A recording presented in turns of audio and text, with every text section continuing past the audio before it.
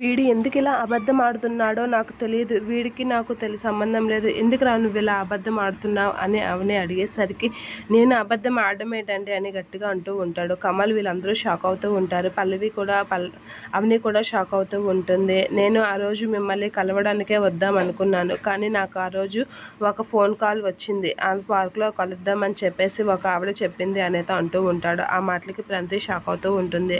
అక్షయ్ కూడా షాక్ అవుతూ ఉంటుంది. ఇక మీరే చూడండి, ఈ ఫోన్ కాల్లో ఎవరున్నారో దాన్ని బట్టి ఈ వాయిస్ మీరు గుర్తుపడతారు కదా, ఈ ఫోన్ కాల్లో ఉన్నది అవని వాయిసో కాదో మీరే చెప్పండి అనేది అంటూ ఉంటాడు.